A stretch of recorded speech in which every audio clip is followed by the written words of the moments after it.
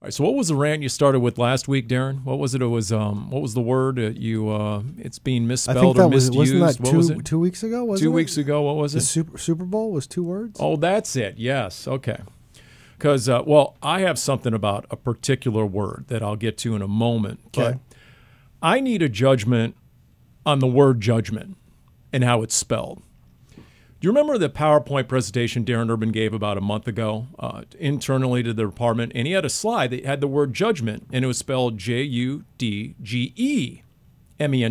Are you calling me out to see if I was paying attention to Darren's presentation? Because that would be quite rude, Paul. She has. I'm not going to ask you pointed questions about it because I can tell right now you don't have a very good recall of Darren's. Just kidding, Darren. Of Darren's scintillating PowerPoint presentation. How dare you not remember every single word, Dani Sureck, here on Cardinals Underground, brought to you by Pacific Office Automation. Anyway, once upon a time, I think it was high school years, I spelled it exactly that way, and I got marked down, and I never forgot about it. And sure enough, the more accepted spelling apparently, allegedly, ostensibly, is J-U-D-G minus the E, M-E-N-T. Yes. That's how I would spell it. In U.S. English, judgment with no E is the only correct spelling. So I guess technically that was incorrect. But Darren, I saw on a lower third Chiron, it was a major news station recently, they had it spelled the way you had it spelled with an E in the middle. Well, then they're wrong. So we need a ruling. Some sort of rendering on whether it's accurate or in. I did just give you a ruling. It's the only correct spelling. All right, so Darren was wrong. Let's pack it up. Okay, we resolved that one. How about this headline I saw in a business site? Quote, using this one word more often can make you 50% more influential, according to a Harvard study. Is it very? No, but it is a simple 7-letter word that everyone uses a lot. But they say the word because can change someone's mind. And this goes back into a whole big study, Wharton School of Business, Harvard, this whole thing. Using the word because while trying to convince someone to do something has a compelling result, says the study. Okay, more people will listen to you and do what you want. And they point to a study where they position someone near the copy machine in an office place. And right when somebody rando would walk up ready to make copies, this person would purposely cut in front of them and they would say, may I use the Xerox machine? Which didn't get a very good response because I was just about to use it. But if said person walked up and said, may I use the Xerox machine because I have to make copies? That got a more receptive response. And the initial person walking up, but may I use the Xerox machine because I'm in a rush, actually was much more likely to result in a favorable outcome. People are getting paid to do studies like this based on the word That's what I thought. I'm like, Yes. wait a minute. You're doing a study that basically proves that if you give a person a reason, they're more likely to listen to you? Yeah. No. Was it last offseason, Paul? Didn't you have a whole list of words to use in an email to sound smarter? I remember that. Yes, absolutely. You know, Paul, you sound smart enough. I'm noticing a trend here. You don't need to change your vocabulary that drastically because you're fine just the way you are. I see. Okay. I see. Wait, so what are you saying? It's this is revealing some sort of lack of confidence internally? Is that what you're saying, Dani? That I need to... Just noticing a pattern. Well, I'm just trying to prepare you guys because they say in marketing, for example, there's for 50 years, a certain makeup company has used the catchphrase, because you're worth it. And there's a reason that the word because is in there. Interesting. Yes. I'm not a fan of starting a sentence with because. No, not at all. So there you go. But that's just my judgment. Just thought I'd throw that out there. So as you make your arguments here on this edition of Cardinals Underground, in the week before you're going to the Combine, just remember, you might want to state your case accordingly and use the word because to actually bolster your argument, Dani Sureck. That's all I'm throwing out there, okay? Good to know. Thank you, Paul. All right. I'd prefer Dani just give her arguments and not give reasons for them. All right, so let's do this. Today is day one where you can use the franchise tag. Are the Arizona Cardinals going to use their franchise tag, everybody now, in 2024? Heck no. Okay. And we don't even need a because on that one. That just goes unsaid. As for Cardinals free agents who are most apt to stay, actually, give me your power poll. Top 3 Cardinals free agents in terms of importance to the 2024 season. Their own. Your Monti Ossenfort, your Jonathan Gannon. Who do you view need to look at the list as the top 3 pending free agents? Can we all agree that Hollywood Brown would be number 1? Or are you going to argue one of the D linemen? He'd be in my top 3. In your top 3? Yeah, but if you're doing a power poll, would he be number 1? I saw... Probably, yes. I would Just agree. looking at the rest of the room, of we're sitting here not knowing what free agents are going to be signed, I would say yes, Hollywood Brown is number 1. You have to bring him back as a pending free agent. Because I could argue that your number 1 corner is on this list. As currently constructed, Antonio Hamilton is your number 1 corner. I think I would still say Hollywood Brown. He's also older than your defensive coordinator. Who's still young. So I'm just saying, I'm just throwing that out there. You're also very thin. Your thinnest position group of any right now, do we all agree it's defensive line? That was the one that was originally kind of... I would like to see L.J. Collier back. Where if it weren't Hollywood Brown, I was thinking a D lineman, but yeah, definitely important. You know, Carlos Watkins, Lecky Fotu, you know, the D&D line, you need depth, so those guys are there. I'll also argue long snapper, Aaron Brewer. How many times did Aaron Brewer's name get mentioned this season? Bupkis, and that's a good thing. Well, here's the thing: is they had what about Matt Hembrow, who was on IR? The Cardinals kept him around all year. Okay, that would be the only thing where I don't know that. What about Blake Gillikin, who had that would be more important to me. A record-setting year, and we don't know what's going to happen. You need a punter. Come on, Paul. You're always team special teams. You know, I only recently realized he did set a single season all-time Cardinals record for net punting average. Not for net, for gross. Okay. But it was far from gross. So he had a really good year. Over 50 yards a punt. The first Cardinal ever to do that. Okay. So, all right. So those guys are out there. I mean, what about a Jeff Swaim, by the way? You know, you don't have a real deep tight end room right now, and we saw how effective the Cardinals were in multiple tight end sets. Not a top 3. Still important. Are we out of the top 3, or are you still asking top 3 before I guess I answer my question? Because I need to know to give Paul's a proper all over answer. the place because you can get a because tracker, a yes, ding every time we say whatever direction you want to go on that one. Because they call him Coach Swaim, I do think he is important to the room. I agree. As your blocking tight end, I'm not sure that you really have another true blocking tight end in that room right now. Maybe some younger players that could get there with another year under their belt. You've got Trey McBride, who's your true catching number 1 true tight end, but you need more than that, especially with what offensive coordinator Drew Petzing likes to run and the packages he likes to have with all of those tight ends. I do think that Jeff Swaim would make a difference returning to this offense. By the way, how did Trey McBride end up on with Kay Adams and then Chris Long? I guess he has his podcast that gets pretty good. He went to the Super Bowl. Is that what it was? He did the whole car wash thing at the Super Bowl? I was wondering how that happened. Okay. Yeah, I'm pretty sure.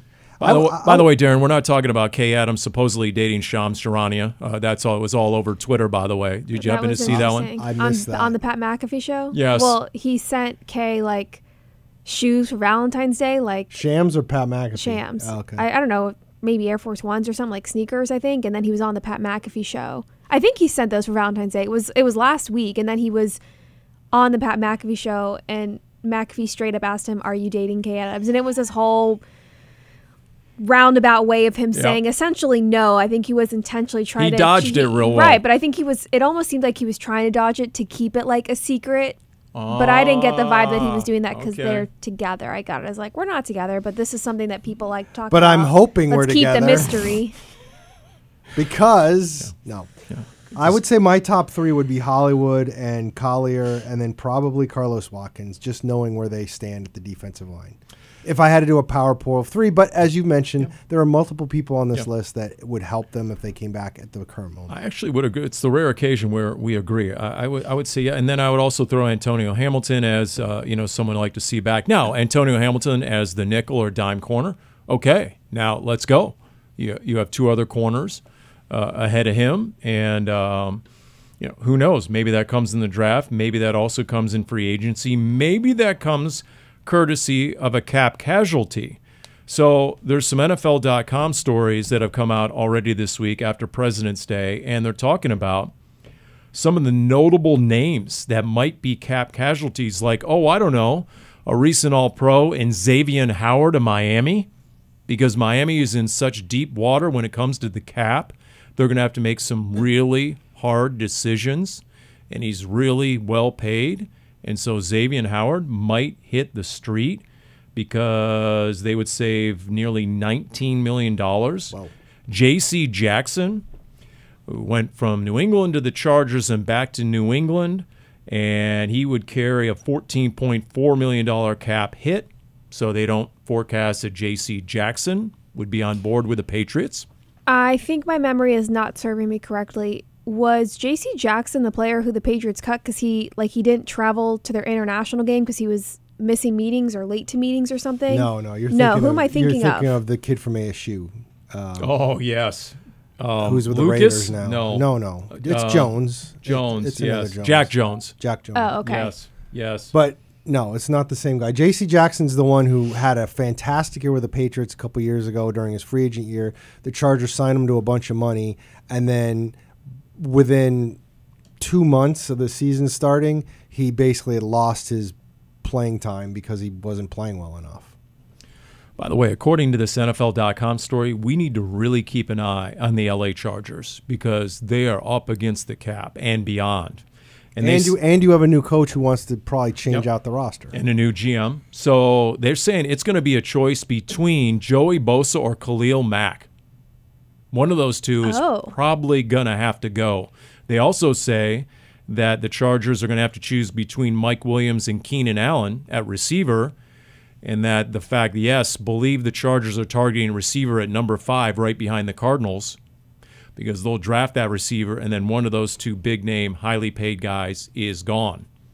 So it just makes me wonder, okay, if the Cardinals don't end up with Marvin Harrison Jr. at number 4 overall, could there be a receiver for 1 or 2 years that they decide to pay the money? Mike Williams is always hurt. Yes, he is. So what's the upside there? Yeah.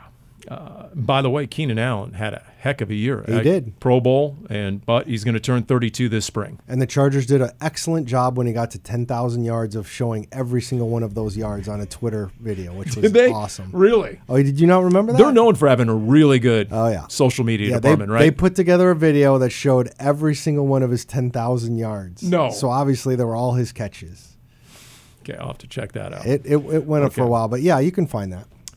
By the way, Joey Bosa. Also injured all the time? Yes. Over $36 million cap hit, and Khalil Mack, $38.5 million. So combined, says here, they carry an absurd $75 million or so against the cap, just on their own. Though 2 of those guys for the Chargers. So 2 words, he gone. One of those 2 guys is not going to be around for long. So I'm just wondering, what does this mean for Monti Ossenfort? Because we truly don't know how aggressive Monti might be. Let Monti cook. Does that go beyond the war room? And does that mean free agency? Does that mean some of these cap casualties that hit the open market? Now that you're armed with what salary cap sites say is 40 to 50 million in spending power? I don't know. There's a reason these guys are going to be on the open market. And it's more than just how much their cap number is. And that needs to be remembered. I mean, we just went through a bunch of those guys being hurt all the time. And I just don't see Monti as that kind of guy. And I'm not, as we kind of continue to build this up and knowing that he was with the Patriots and then he kind of was with the Titans, I mean, I'm not 100% sure we're going to see a lot of splashiness. I would see it more as we get the feeling of emphasizing youth and developing your own. So I could see maybe a splash move or 2 for a position you really need where you don't have that depth, you don't have that star power that you're looking for that you feel like you need. I don't see it as a long laundry list of bringing a bunch of veteran free agents. I don't see that. I could see maybe 1 or 2. The thing is, though, I agree with your point, Darren, of there's a reason teams are letting players walk. There's also situations, though, where players kind of rejuvenate their career. I mean, look at what James Conner has done since he came here.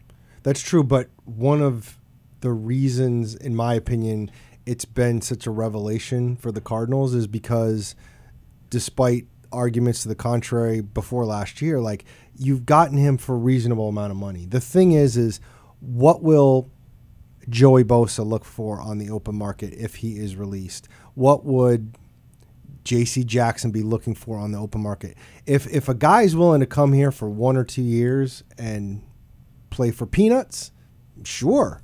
But I don't see you handing out that kind of money, any kind of big money. And I don't see the Cardinals as one of those teams where you'd be willing to take peanuts and come play here for a year or two, because that would imply that the Cardinals are one, maybe two, not even positions, but key players away from really being a dominating force, a threat. And that's just not where they're at in their transition period right now. There's the old risk reward of free agency. For example, here's one. Miami defensive end Emmanuel Ogbah, right? So he had a couple of really good years, 20 and 21, got a 4-year extension. Since that extension, he started just 4 games and logged a total of 6.5 sacks. His cutting him would free almost $14 million in cap room. So they say the Dolphins defensive end is hitting the open market. And then this one I have a hard time believing, but the first name on the NFC list on NFL.com was Packers defensive tackle Kenny Clark, coming off a Pro Bowl year, his 3rd Pro Bowl season. But they say it would save them $27.5 million against the cap, and the Packers don't have a lot of room. And they got to figure out how to get more weapons around Jordan Love, and then they got to figure out his contract as well. Something like that feels like you restructure or you extend or you do something, because you're not going to get rid of a guy who just made his 3rd Pro Bowl and is playing that well. In his prime. I would find that hard to believe that they would just get rid of him. Yeah. And that's, again, when we talk about potential cap casualties, or we talk about the players that are scheduled to become free agents. I mean, let's see where we are on March 13th or 14th, right before free agency starts, and in terms of how many of these guys are actually going to be out there and available. Because I'm guessing a lot of these names won't be. But in terms of Monti's second offseason, I mean, we all agree that last offseason was more okay. You know, let's tread lightly, figure out what you have, more importantly, what you need. Now you have a much better understanding of the ingredients needed, right? And so we talked about that at length last time on Cardinals Underground. But I would think that once the league is open for business, there's going to be some really specific targets that he's going after. And I'm guessing, based on how aggressive he was in the war room, that you might not see a ton of it, but you're at least going to see a little bit of it in free agency once this league is open for business. That's my expectation. Possible. But again, part of what plays into who you might chase as a free agent is, and part of why these guys might not be as valuable to their current teams, isn't just the money. It's also like fit or personality. And if there's anything that Monti and JG have emphasized and made very clear, is that they want the right kind of people in the locker room. So that kind of stuff we may not know about who might be available on the open market. But, I mean, if they've heard certain things, or if one of the reasons a guy is going to be available is because he doesn't quite fit, I don't see them. They're not going to go after a guy just because he plays really well. And to your point, so I hosted this recent fan interaction event, and it featured Monti Ossenfort and Jonathan Gannon. And Jim Alejandro put together this rejoinder we've heard before of Garrett Williams being drafted in round 3 out of Syracuse. And at the very end, it's from the war room, and it's the phone call from Monti Ossenfort to Garrett Williams, and he mentions their meeting they had at the Combine. So during this event, I asked, because Garrett Williams mentioned it as well in the Big Red Rage and said it was just a great meeting. I said, okay, what was that all about? And Monti Ossenfort and Jonathan Gannon went into great detail about how it was the very end of one of the Combine days. They'd done 100 interviews in their estimation, or at least it felt like it, and they're dragging it. It's after 10 o'clock, and the last scheduled interview is a DB, a corner, coming off a knee injury, Garrett Williams from Syracuse. And the moment he walked into the room, just his energy, his intelligence, his enthusiasm, he said they went from slumping in their chairs and ready to call it a night to on the edge of their seat. And by the time the 15 minutes was over and Garrett Williams had left the room, they looked at each other and said, hey, we got to move that guy up on the board. That guy is a potential Arizona Cardinal. And I just thought it was a great story about everything you can see on film, all the measurables. It's the known versus the unknown. And you guys know much better than me. I've never been to a combine, and two of you have been to plenty. So when they go there, and they're not kidding when they talk about how influential those meetings are, right? Even if it's 15 minutes, just that one-on-one, if they can try and glean a little bit about the human being inside the face mask, then boom, it apparently, obviously goes a long way. That's the important part about the combine. It's the medicals and the interviews. Yes, the drills are important. However, there's a good amount of scouts from each team that won't even stay for those workouts because they can get that film. And that way you're seeing, similar to something like the Senior Bowl, that is just a smaller piece of all the film your scouts have watched or going out and watching these players throughout the season. The combine itself is so important to understand not just a prospect's personality and how they carry themselves, how well do they understand the game. They're getting quizzed. They're in there, and it's not just getting to know you. They're asking these prospects about how they would read something or a specific play and what they saw in a game, or they might have a position coach in there of, hey, if I tell you this and this, and trying to kind of quiz them and see how coachable they are. That's what's important about the combine, is getting to know, yes, their personality. Is it going to be a fit in the locker room? And also, how coachable are you going to be? How quickly are you going to pick up on things? How do you see the game? And it's important. You don't have a lot of time. I mean, it's like, I don't even know if it's a fully 15 minutes. It might be something like 12. Is it 15? It is 15. It's supposed to be 15. It's quick. I recently did a post on the ESPN did a redraft of last year's draft, and no trades were allowed. So the Cardinals were stuck at 3, and in this redraft they took Will Anderson. But the reason I noted it or paid attention to it, and C.J. Stroud went number 1, I presume. I believe so. Yes. One of the reasons I paid attention to it was because the Raiders, who were picking 7, which ended up being 1 behind the Cardinals when the Cardinals were done wheeling and dealing last year, basically wanted Paris Johnson. And that's one of the reasons the Cardinals wanted to move up to 6. And I've gotten some feedback on that being, like, that's still stupid. And, Paris Johnson wasn't even the best tackle available and all this stuff. And I thought of this when I had heard the audio of the event you hosted, Paul. And one of the things I did notice was Monty talking about how this is about how they evaluate these players. It's not what the mock drafts might say. It's not what even other teams might say. This is how they do. And that's one of the things that I always found interesting. Fans get upset about this or that when it comes to the draft, and yet there's processes in place with each of these teams, in this case the Cardinals, of how they get to their board, who they're trying to get, why they're trying to get there. And you will never have all that information that they have. If you're a fan, okay, maybe the film says player X is a little bit better than player Y at tackle. But if they've gone through interviews and they've determined that player Y, even though he is just a tad below him talent-wise, is a better fit for your locker room or better fit for what you want to do, or you just like the personality you're bringing in, that changes the equation that Joe Blow on the street is never going to understand. And that doesn't mean they're always going to make the right picks. But they're going to make the picks that they want to make rather than based on, because this is, as we've talked about a million times, this is not science. It's not. It's a guessing game. It can be intelligent guessing, but it's still a guessing game.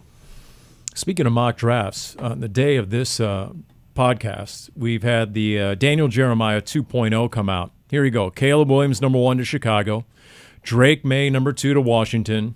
Marvin Harrison Jr., number 3 to New England. He has New England finding a veteran quarterback in the offseason.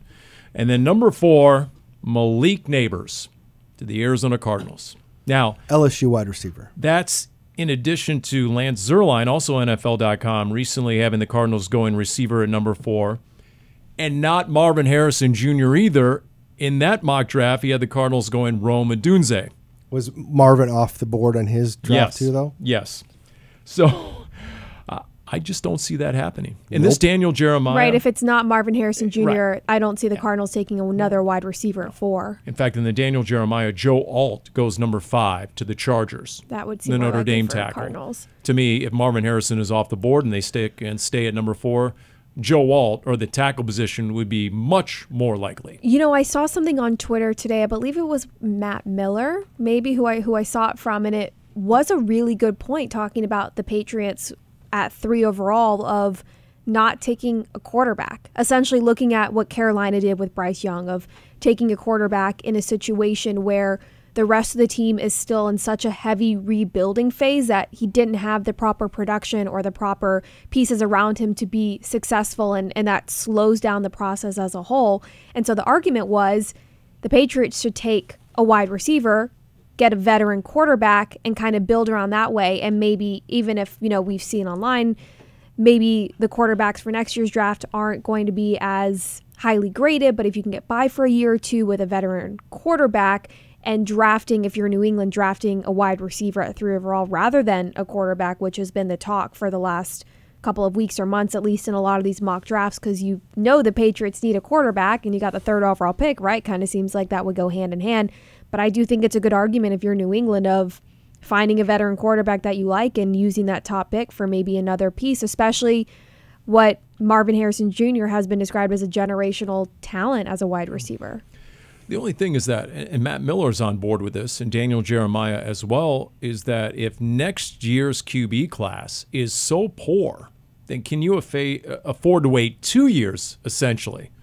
Again, this comes down to, in this case, just like with the Cardinals, what do the Patriots think of these quarterbacks? If they think one of these top 3, you're assuming, is a guy that you can be your long-term guy, then yeah. If you're looking and saying, okay, just for argument's sake, Drake May and Caleb Williams are, but they're both off the board by the time we pick, then no. Now, the problem they're going to have is that to get the veteran quarterback, you're going to have to make that decision long before the draft. So they're going to already have to make the decision, okay, there's not 3 quarterbacks that we really love. And so if one happens to drop to us, great, and we'll let them sit behind veteran guy for now, but we're going to assume that those top 2 guys that we like are going to be off the board, and then we need to make sure that we're covered. And I would think, quite frankly, with the way the Patriots are situated, I think they could sign a veteran quarterback, and I wouldn't be ruling out they could still take a quarterback. Yeah. Oh, I was going to say, if they sign a veteran quarterback, how fun would that be? Because it would be pretty telling. And then you see the other teams maybe start to scramble a little bit of who wants to jump up, who wants to get Marvin Harrison Jr. Is it the Cardinals? Are they willing to make a trade and or move up? A quarterback? Right. But see, here's the thing. What quarterbacks are going to be available? I mean, I can only think of, 2 off the top of my head that if the Patriots got them, you're thinking they're definitely not taking a quarterback. Kirk Cousins, or you trade for Justin Fields, right? Who unfollowed the Bears on Instagram. What about Russell Wilson, Jimmy Garoppolo? I mean, there's Jimmy Garoppolo. But again, my point was not the first 2 games. I was gonna say. Okay, 15-game season. But I said guys that you would sign that you would know that they're not taking a quarterback. You really think? Oh, not taking a quarterback. Yeah. Okay, yeah. I'm not saying there aren't other veterans. I'm saying veterans you would sign where you're saying, okay, Patriots are absolutely out of the quarterback drafting game in the first round. You don't think if they signed Russell Wilson that would be 2 years and then you approach a quarterback in 2 years? If you sign Russell Wilson, let's say Russell Wilson still has something left, which I'm not sure he does, but let's say he does. You aren't going to be high enough to draft another quarterback, and you're going to be in a world of hurt in 2 years or sooner if Russell Wilson, it turns out, doesn't have anything left. If you're third and there's a quarterback there you think can be that guy, you can't pass him up. I don't care who you sign. So let's zoom out. Let's recap the 3 teams ahead of the Cardinals as we see it right now. And you guys stop me when you disagree. Number 1, Chicago. They're going Caleb Williams. Sure feels like it. They could have taken C.J. Stroud last year. Let's not forget that. They didn't. They got to be kicking themselves. They traded out, went from 1 to 9. Carolina screwed it up, took Bryce Young. So are they going to give Justin Fields another prove-it year? No, not when he's on the hook for big money. So they move him now, maybe a Pittsburgh, maybe a Raiders. Somebody comes up. They want, Atlanta perhaps. They want Justin Fields. Okay. So they're going Caleb Williams. Washington's going quarterback at number 2. Number 3, to me, if New England doesn't go quarterback, if in Darren's scenario, they don't like any of the remaining quarterbacks, so they don't like this class, I think another team who does like a quarterback will come up to number 3, and New England trades out. In fact, I'm thinking New England might be much more apt to trade out potentially than the Cardinals out of number 3. And there's your 3 quarterbacks I still think will go, regardless of team, 1, 2, 3 in this draft. Leaving the Cardinals with either Marvin Harrison Jr. or, remember my scenario, QB rising if you can get that 4th quarterback to come up. And I bring that up because the guy who seems to be making the Anthony Richardson type run right now is J.J. McCarthy from Michigan. He was number 10 in Mel Kiper's mock draft last week. This week he goes number 8, Daniel Jeremiah, and we haven't even hit the combine or the pro day. So by the time we're done with the combine and the pro day and the interviews and the throwing and all the measurables and the medicals and everything else, throwing on air, boom, he's coming up to number 4. Should be a best case scenario for the Cardinals. Absolutely. Now it's either best player or best trade package. Right, because then the Cardinals have all the leverage. For your future franchise quarterback. But why is that well, I guess because you have Harrison. You have the option. And okay. Then, because if Harrison goes 3, you're still going to have a team that wants a quarterback. I would expect. So you're still going to have that option. Like I see the story, the Raiders right now, all right? The Raiders, and here's the headline. Raiders OC Luke Getsy excited to work with QB Aiden O'Connell. Nope. Sorry, not buying it. Where's Vegas? 7? Yeah. Is that what they picked? No, they're 13. Oh. The Raiders are 13. Yeah, see, that's the other issue is some of these teams that want quarterbacks are pretty far down. I mean, the next team that really needs a quarterback is 8, right? Atlanta? Yes, correct. In fact, later in the story, Luke Getsy believes that there is one critical skill that a quarterback should possess while playing the position here in 2024. Quote, "It's really important that you have some type of escapability.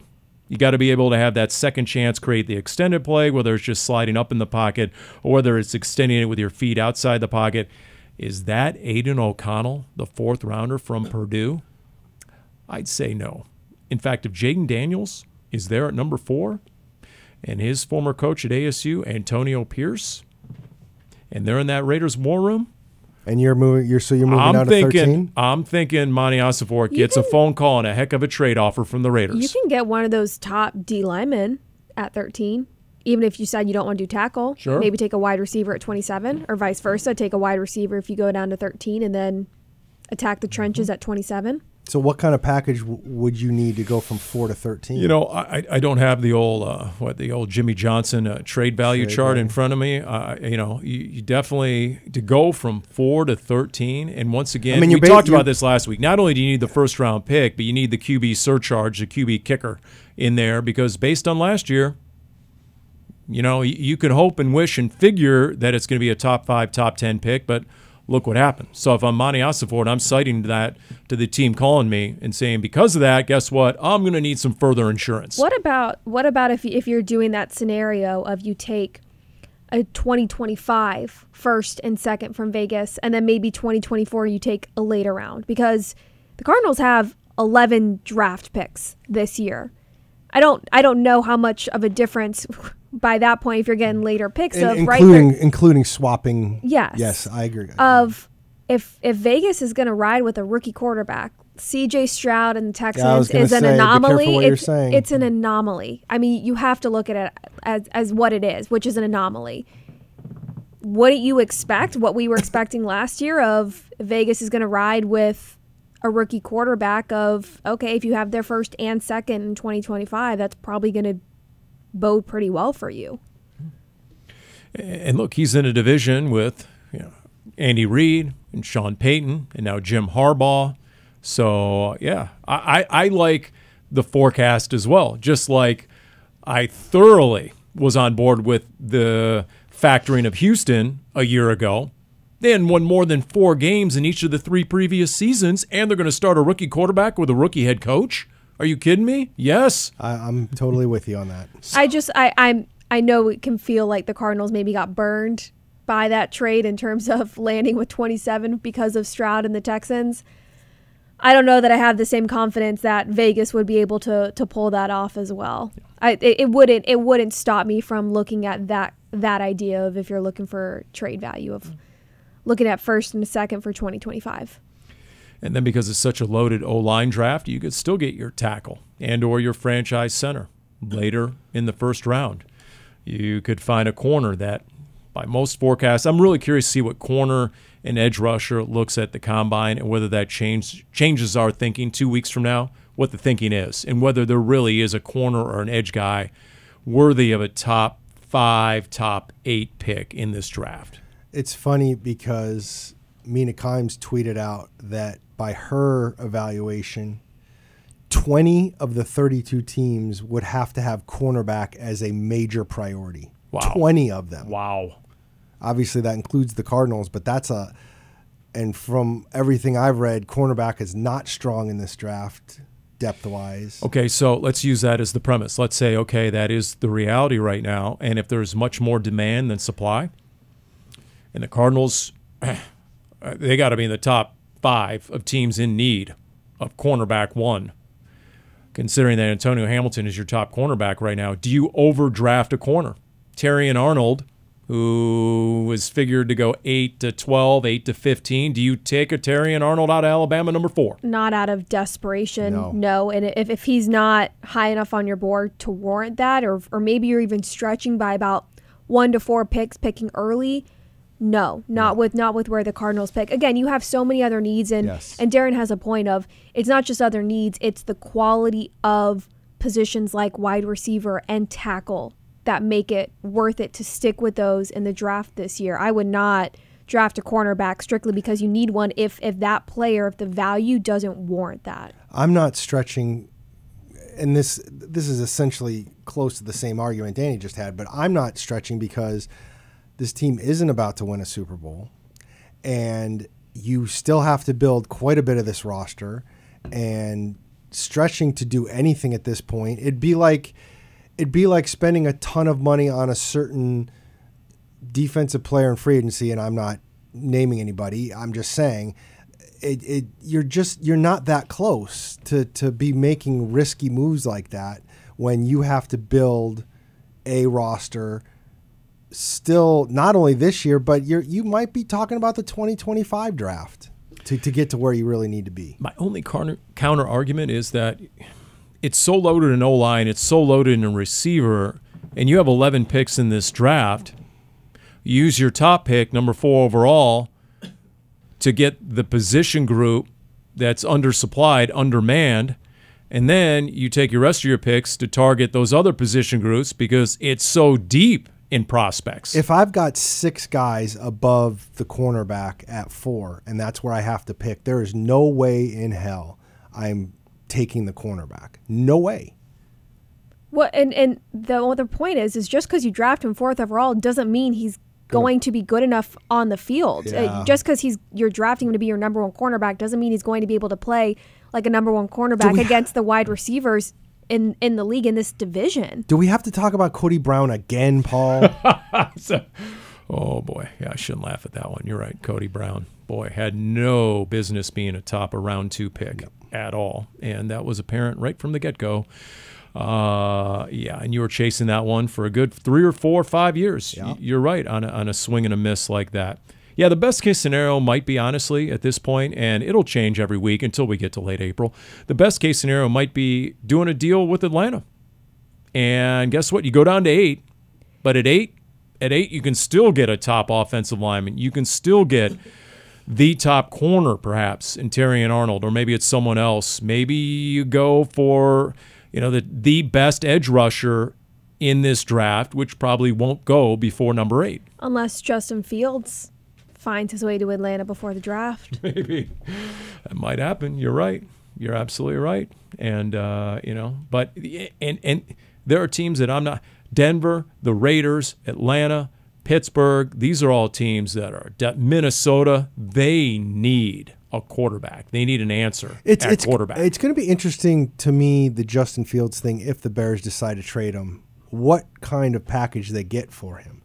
If I'm Atlanta, I don't know if I'm trading the 8th overall pick for Justin Fields. I don't know that you'd trade a first. I wouldn't think so, especially when everybody knows the Bears need to trade him. Right. In fact, I heard ESPN Radio recently on this, and I think it was Chris Canty who said, no way I'm giving anything beyond a round 2 for Justin Fields. That sounds about right. It's not like he was lighting up Chicago. And he needs to be paid.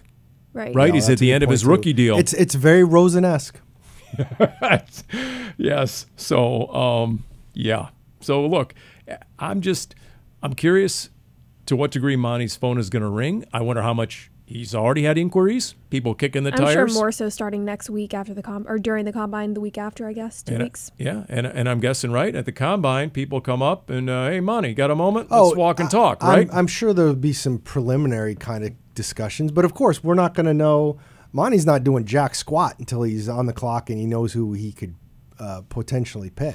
It will be interesting after the combine of when all these players, their agents and managements and all that stuff, and everybody's kind of fluffing up their own players. You need a couple of days or so to really digest everything and kind of read and see what the analysts are saying, because it's going to be a lot of, this player met with all these teams, all great. He's expected to be a first round pick, right? You gotta take a moment and you gotta make sure that wherever you're seeing that is a trusted source. Every single one of the either a GM or a coach is going to talk the teams that Paul just said need quarterbacks and say, whoever X is right now is a great option for us.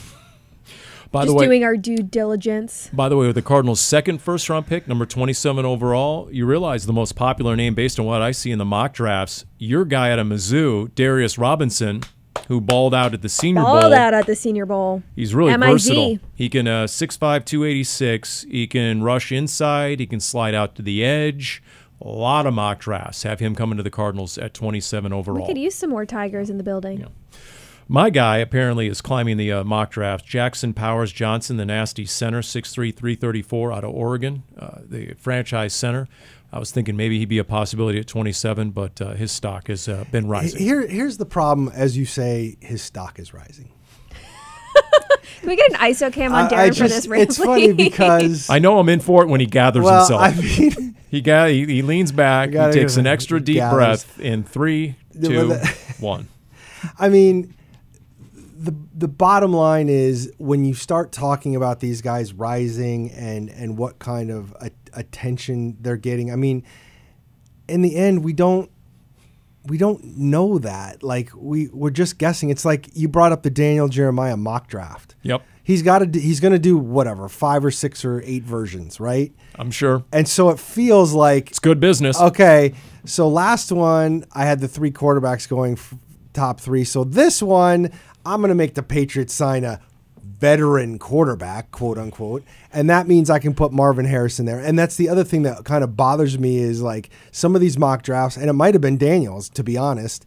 I read something recently where Harrison went to the Patriots, and there's been a couple of them that have mocked that, and it says the Patriots are going to get a veteran quarterback, but that's all they say. They don't say who it's going to be. They don't see how that's going to work out. Like you can't sit there and go, well, if you get player X as your veteran quarterback, I mean, you're obviously playing for next year. You kind of explained it, right, earlier when you were talking about it, Paul. But it's like that's just a wimpy way to go out with a mock draft. Well, they're gonna do this very vague thing, and that will let me put this player with them.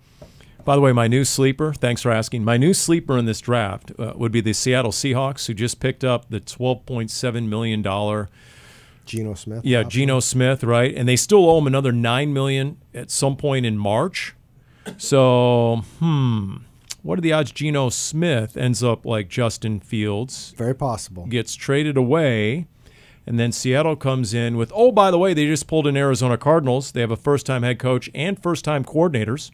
Seattle has gone, it's a copycat league. They just went and replicated what the Cardinals did. They have a young first-time head coach, Mike McDonald, and then their 2 coordinators, Aiden Dirty out of the defensive coordinator, and then Ryan Grubb is the OC, right? Past 2 seasons as the offensive coordinator, where Washington. At UW ... Michael Penix. Where are they picking? Where's Seattle picking? They're mid-first round. Yeah. I was just about to look that up and see. It's going to be fascinating to see where these quarterbacks go. And I think, too, and we'll never know this, I'm always so intrigued of when general managers are at the combine, which they can do this over the phone, too, of that fine line of having relationships of when you're talking about possibly trading around of they're going to ask, well, are you interested in this player? Are you interested in this? And what's the fine line of like, we're interested in and maybe these couple positions. And then when it's in the war room, I would imagine that's a question on the line of, are you taking this player? Because that, and I'm always so intrigued to know how you handle those relationships and those answers of it has to be someone that you trust and getting to that point. But I think that's intriguing of the relationships amongst GMs around the league and how bold you're willing to be, questions you're asking them, and how honest they are in return of as you're starting to get an idea of maybe who you could call up with a legitimate trade offer on draft day. Okay, so here's my question of the day. And by the way, just real quick on Danny's point, I don't think it's a fluke that the Cardinals did a trade with the Texans last year. Right. Or the Lions with Dave Sears, assistant general manager. True. Right. Nick Caserio and Monti Ossenfort, how many years together in New England? That's a great point. So my question of the day is this. What would you put the odds? And by the way, Seattle drafts 16th. Oh, thank you. 16th. What would you put as the odds? And again, this is only for entertainment and not for competition. So I don't have to put a paycheck down, no wagering. hypothetically. It's the old Letterman, no wagering, please. No wagering. Thank you. What are the odds? What has better odds? Okay. The Cardinals take a wide receiver at 4 or they take one at 27? I'm going to go 27 because I still believe they're building from the inside out. Is it close for you? Or this not? is hard for me, and really. it's because we don't know what New England is going to do, and we don't know if Marvin Harrison is on the board. I was going to say if Marvin Harrison is piss not off on the all board, these fans. I don't think you take another wide receiver at 4. I think you take a tackle. But see, that's why I didn't put names on it, is because Marvin very well could be part of the conversation at 4. But do they take him? And someone might be saying, well, I think just for fun, I'll say take a wide receiver at 4. Okay, here we go. What are the odds they don't take a wide receiver with either first-round pick and pretty wait good until the second round? Yes. And you take maybe a tackle and a D lineman? Or a tackle and a cornerback? There are more pressing areas. There just are. Yeah. If Marvin Harrison Jr. is truly that generational player, and you're saying he has a legit shot right out of the gates to be a first ballot Hall of Famer, okay. But since nobody really knows, ultimately, truly, I just think this set of decision makers view that as too risky. Will Paul Calvisi, here's my final odds question. Will Paul Calvisi wear a hard hat at the draft party in case the Cardinals have a chance at Marvin Harrison and don't take him? They might throw stuff at you. Body armor, full body armor? Is that what you're saying? I need to... Just asking. Maybe I'll just bring up one of the players and I'll use them as a human shield. I like to do that. I feel like for your second question, I'd have to say to not take a wide receiver at all. I'd have to say Slim if I'm going to say it. In the first round. Well, I'm going to say if I'm going to say that chances are high of taking a wide receiver at 4, I can't go opposite and say that's a good point. So I guess I'll stick with that. I mean, find yourself an Amon-Ra St. Brown in round 4. Did you see recently he said he can recite all 16 receivers who are taken ahead of him in the draft. Find that guy. Again, if it's not Marvin Harrison Jr., if he's not available at 4, I'm not necessarily set on taking another wide receiver in the first round. Definitely not at 4. It's just that's the point of your question. Is it's hard when you've got one player who is being described as a generational talent and you don't know at this point obviously whether he's going to be there or not. And you don't know. You might find a St. Brown. You might find a Chad Williams. And here's the other issue that you have. The lower that you go with the wide receivers, they might be very talented. They might be very able to perform well in this league. And this is where Trey McBride comes in. But the later you wait, the less likely you're going to find a number 1. So do you need a quote-unquote number 1? Is Trey McBride enough? Could Michael Wilson eventually become that guy? I don't know. For example, Cardinals went to Pittsburgh, and I remember talking in the pregame. What happened to George Pickens this year? 2 years ago, his rookie year, right? Yeah. You're like, wow, this guy should have been the first receiver off the board. Oh, I know what happened to him. He's got crappy quarterback. Could be. Yeah. That's part of it. Yeah, and they fired the OC during the season and all that. I get it. Yeah, so, okay, that's part of it. Look, speaking of Trey McBride and some of these young guys, right? He obviously was the breakout rookie from the 2022 class.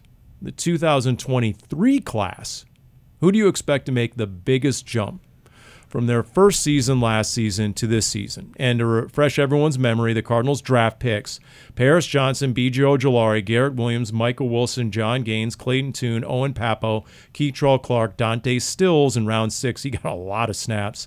And then the undrafted guys: Amari DiMercado, Starling Thomas, who was a starter by the end of the year, Elijah Higgins, who was a starter at the end of the year.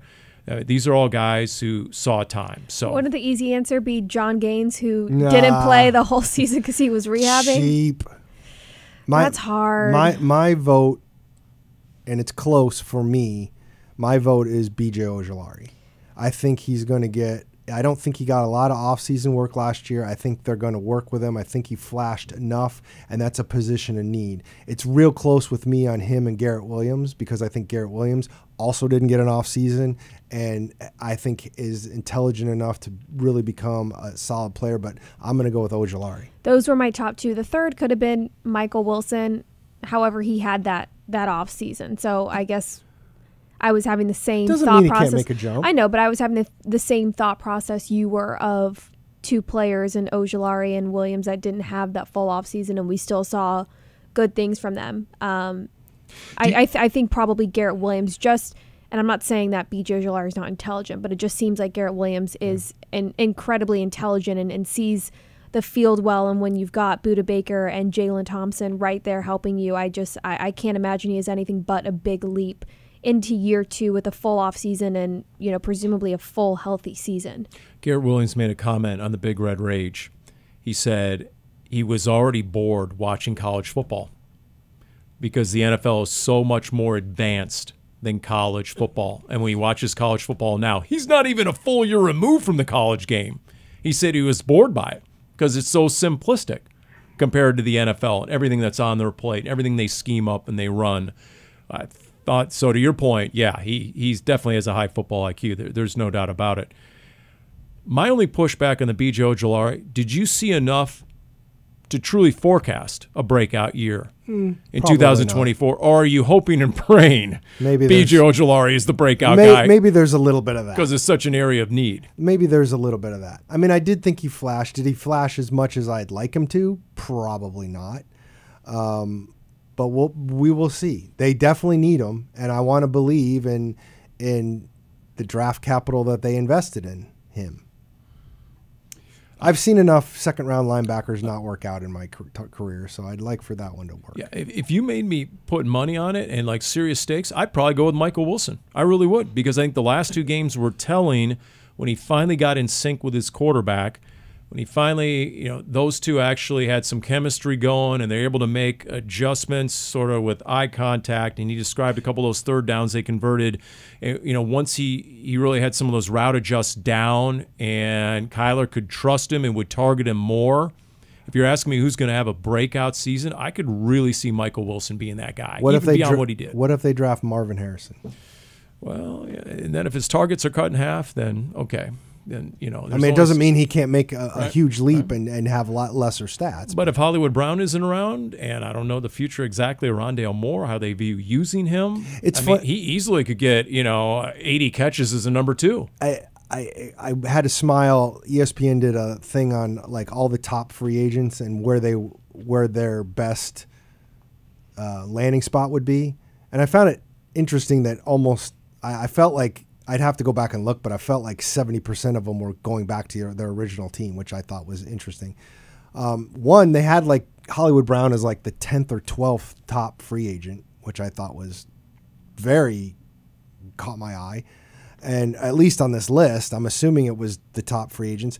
And then they picked the Titans. And I'm thinking Hollywood and DeAndre Hopkins back on the together again. Wow. Yeah. I mean, Titans have a serious need at receiver. Now, well, they didn't even play a game together, if I'm remembering correctly.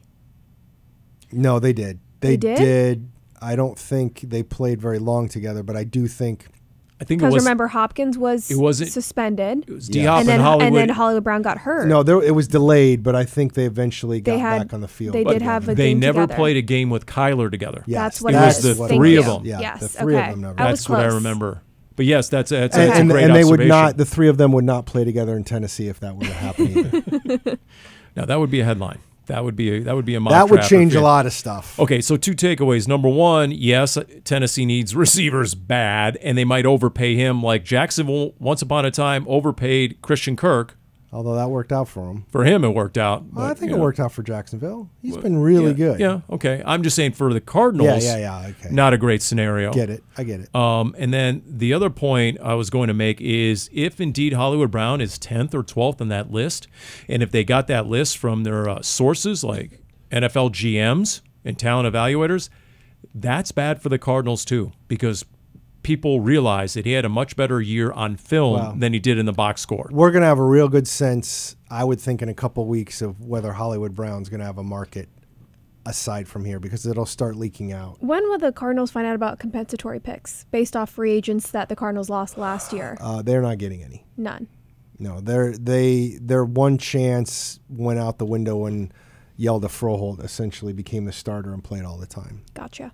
So they had a chance to maybe get a fourth because of Zach Allen, but that was lost when Yelda played so much. So the person that I trust that forecasts these things, that usually comes out, and it used to come out during the combine, it now comes out sometime closer to the draft or later on, but the forecast is that they're not in a position to get any comp picks. Okay. So last topic. We talked about the rookies. We talked about the GM. Let's talk about the head coach, who's a year into the job. Correct? A year plus. What is better under Jonathan Gannon? What is still a work in progress? If he's making his to-do list and checking it twice, if you're the head coach, what still needs work? What do you think that this offseason leading up to training camp, between now and week 1, what is still a work in progress? And what have been your biggest takeaways in terms of the biggest improvements under Jonathan Gannon?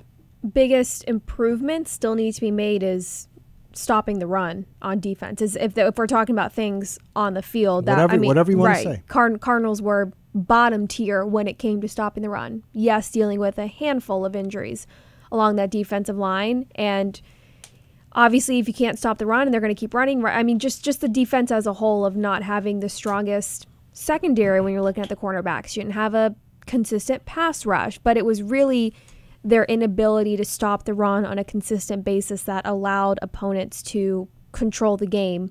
When we're talking about things that I think are improvements, accountability, culture around the building, I know that as fans or listeners, that can be hard maybe to grasp of, we might not, as three of us, for example, might not be able to do justice of at least the difference we see being in this building and interacting with players and coaches, whether that is through interactions passing them in the hallways or media availability, press conferences, locker room scrums, whatever that might be. I wish I could properly, I guess, describe it as you can truly feel the difference in the air of the accountability and really putting the team first and having that new mindset and that mentality.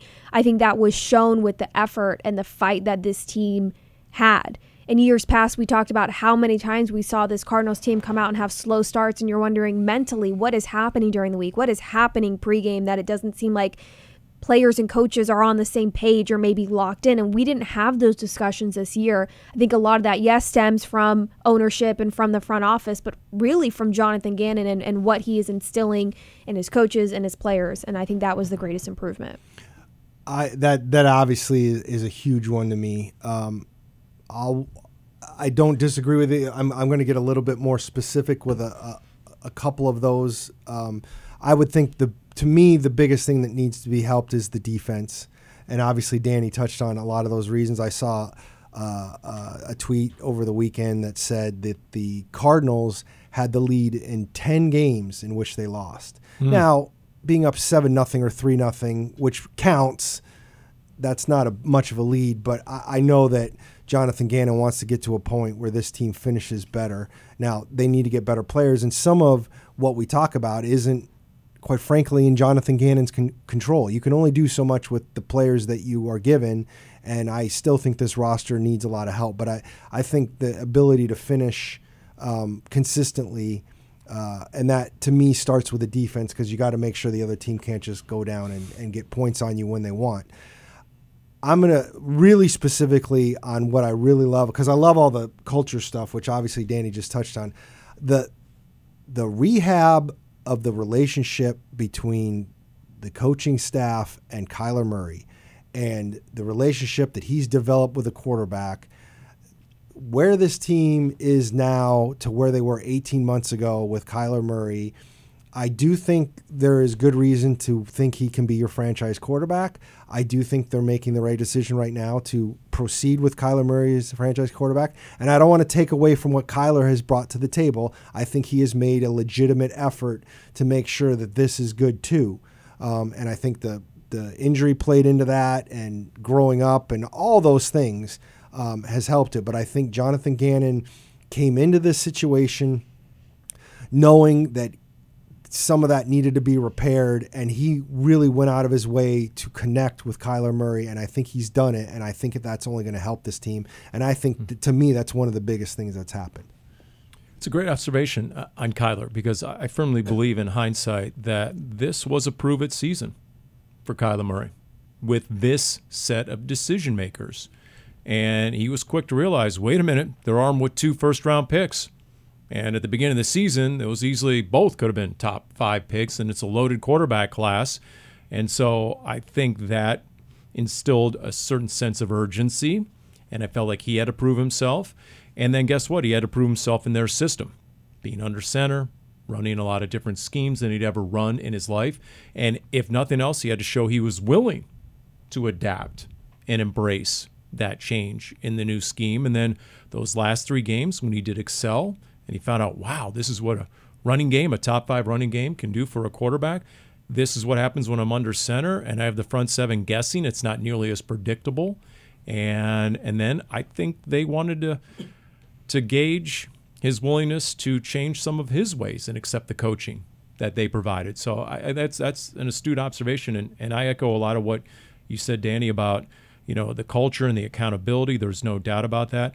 I'm also really curious if they're even running the schemes they wanted to run yet, because they were so undermanned on defense. Is that really the Jonathan Gannon, Nick Rallis scheme that they wanted to run, or is that what they had to run based on the personnel? Well, and that's a great point, because, and I've heard you make this point before. Again, when they came in, they didn't know what they had, and they want to run what the personnel is, and it'll be fascinating to see how this evolves. And not only that, the injuries, not just with the D-line. I mean, your linebackers. You released Marco Wilson, who was your starting cornerback. You had Keitrell Clark starting, and he wasn't starting the second half of the season. There was a lot of change for numerous reasons that they were having to adjust to. So that's a great point, Paul. And then there was that cryptic comment from Jonathan Gannon in the final press meeting where he said, we're tearing the offense down and we're starting from scratch.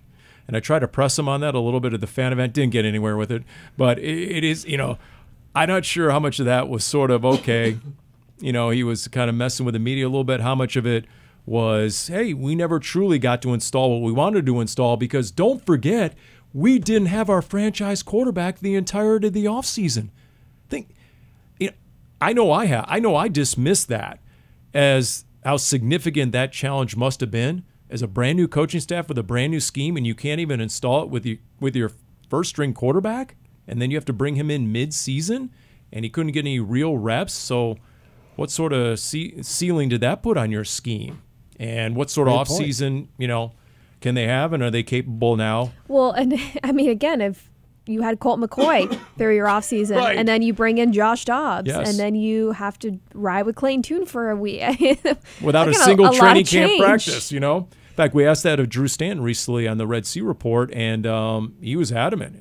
The offseason is everything when it comes to the quarterback and his receivers, and Kyler had none of that.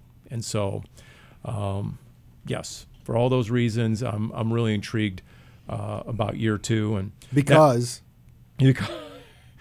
And because the two of you are going to the combine, we're expecting some next level information from Indianapolis come the next edition of Cardinals Underground. I mean, you guys, what's the early forecast in the, not the weather forecast, but, you know, what are you going to be able to glean by the next episode of Cardinals Underground? What are the first 2 days all about at the combine? Hearing from General Manager Monti Ossenfort and Head Coach Jonathan Gannon at the podium will be huge. Okay. Do they do breakout sessions anymore after the podium? Will they meet with the media? And that there might are depend. coaches and GMs. It depends on the organization. But not these. Okay. Depends on the organization. All right. Okay. We'll see. All right. But there's going to be, we're going to have Cardinals Underground. Darren and I are going to be joining Paul from Indy. Craig Greeley's joining us this year, so we're going to have a couple cover 2 episodes. And I know we already have a few booked of some big name analysts to talk about draft prospects and the Cardinals. Big names besides Dani, of course.